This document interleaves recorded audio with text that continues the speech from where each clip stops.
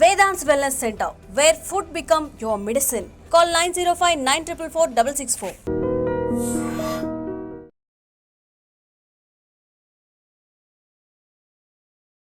నమస్తే, welcome back to IT media. నేను మీ ఝాన్సీ. రామ్ చరణ్ ఇంకా బుచ్చి బాబు గారి కాంబినేషన్స్లో గ్లిమ్స్ అయితే వచ్చింది పెద్ద మూవీ నుంచి. మరి మనతో సీనియర్ జర్నలిస్ట్ ఇంకా మూవీ క్రిటిక్ బద్వా సార్ ఉన్నారు. హాయ్ సార్, నమస్తే. నమస్తే. ఎలా ఉన్నారు సార్? నేను బాగున్నాను సార్. గ్లిమ్స్ అయితే వచ్చేసింది, what's your view on that?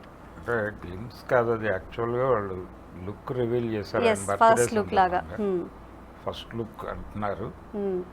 అంటే ప్రస్తుతం సినిమాని ప్రమోట్ చేయడానికి రకరకాల అంటే స్టెప్ వైజ్గా మొదలు పెట్టేశారు.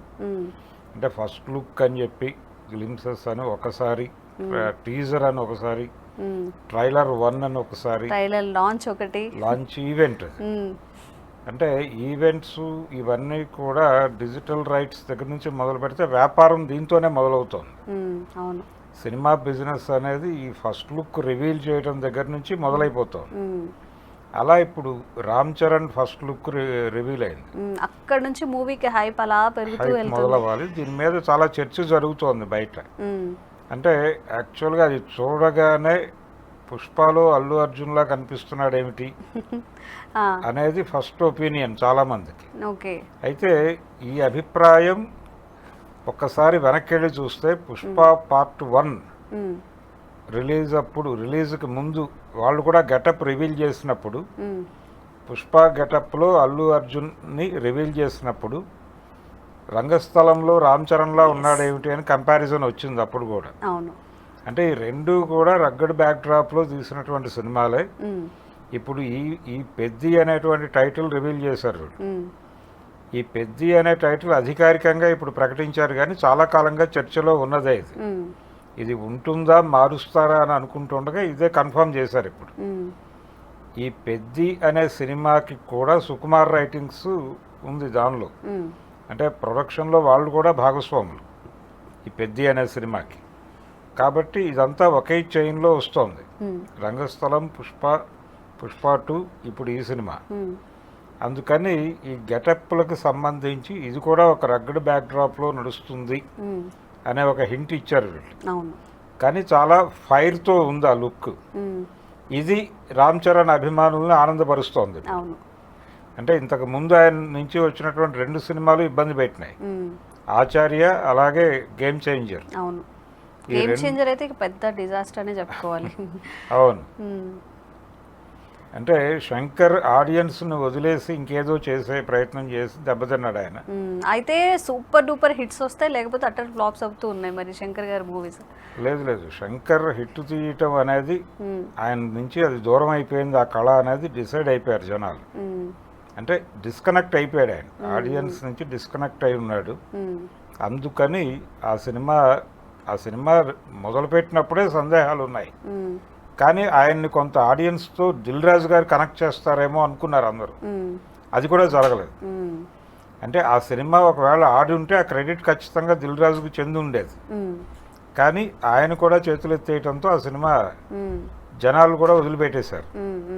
ఈ 2 ఇబ్బందికర సినిమాల నుంచి ఇప్పుడు ఈ పెద్ద సినిమాతో హిట్ ట్రాక్ ఎక్కే పరిస్థితి ఉంది రామ్ చరణ్ కని నమ్ముతున్నారు. ఈ ఫస్ట్ లుక్ ఆ కాన్ఫిడెన్స్ని ఇచ్చింది అభిమానులకి. అందుకని హ్యాపీ. దాని మీద అది ఎవరితో పోల్చారు ఎవరితో పోల్చలేదు అనే గొడవ పక్కన పెట్టేస్తే లుక్ అయితే బాగుంది.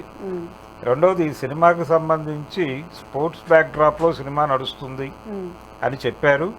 అలాగే క్రికెట్ సంబంధించి ఏదో షూట్ జరిగినట్టుగా రివీల్ చేశారు ఇంతకుముందు.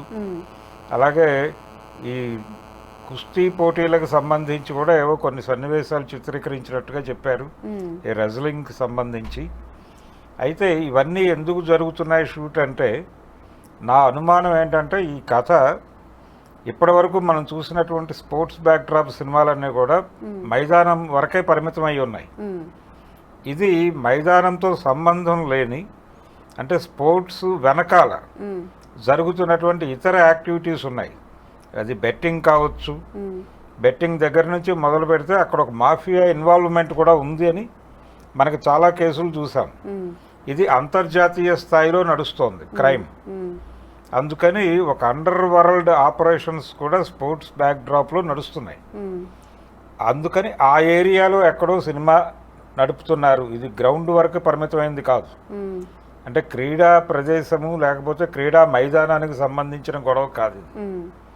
అది దాటి వెళ్ళిపోయి ఒక మాఫియా ఏరియాలో జరిగేటువంటి ఒక క్రైమ్ వరల్డ్లో జరిగేటువంటి కథ ఇది. అందుకని దీనిలో క్రీడా నేపథ్యం కనిపిస్తుంది, కానీ ఇంకేదో ఉంది ఇందులో. ఆ ఇంకేదో ఉంది అనే ఒక క్యూరియాసిటీ మీద ఇప్పుడు ఈ పెద్ద అనే సినిమాని లాంచ్ చేస్తున్నారు వీళ్ళు. అందుకని డెఫినెట్గా రామ్ చరణ్కి వర్కౌట్ అయ్యే సబ్జెక్ట్ ఇది. ఆడియన్స్ కూడా కొత్తగా ఫీల్ అవుతారు. దానిలో ఈ బెట్టింగ్ యాప్స్ గొడవ అవన్నీ చూస్తున్నాం. కలిసి వచ్చే అవకాశం ఉంటుంది డెఫినెట్గా. ఇవన్నీ వస్తాయి. ఇవన్నీ వీటన్నిటి నేపథ్యంలోనూ కథ నడుస్తుంది. ఇది కేవలం క్రికెట్టో మరొకటో కాదు. అంటే గేమ్ని రెగ్యులేట్ చేసేదాకా వెళ్ళిపోయారు. ఎవరు ఎన్ని బాల్స్ ఆడాలి అంటే చాలామంది క్రీడాకారుల మీద కూడా ఆరోపణలు వచ్చినాయి.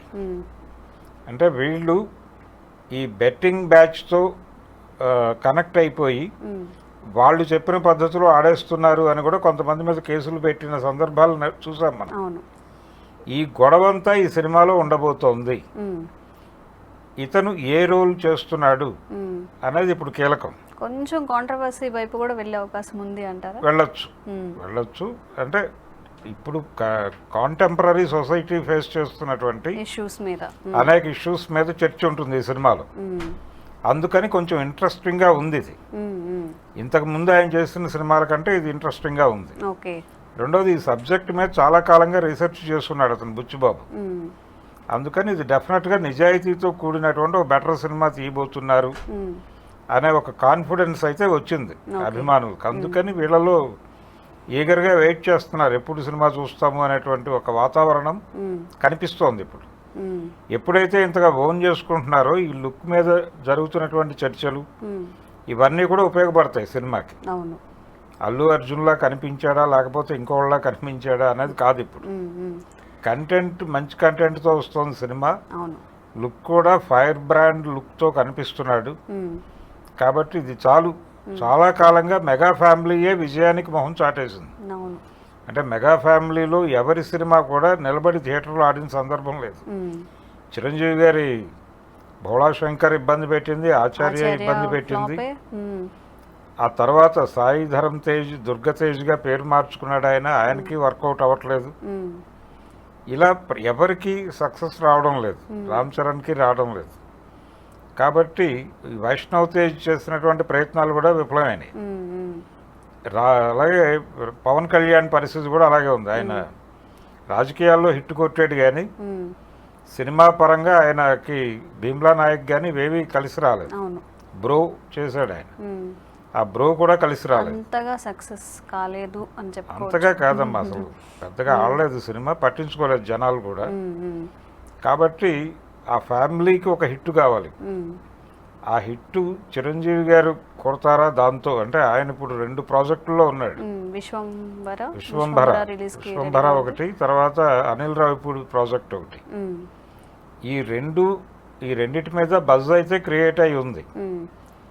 ఇప్పుడు ఈ సినిమా మీద కూడా బజ్ క్రియేట్ అవుతోంది. కాబట్టి రామ్ చరణ్ హిట్ కొట్టి హిట్ ట్రాక్ ఎక్కిస్తాడా ఆ ఫ్యామిలీని, లేకపోతే చిరంజీవి గారే బాధ్యత తీసుకుని ఎక్కిస్తాడా అనేది చర్చ.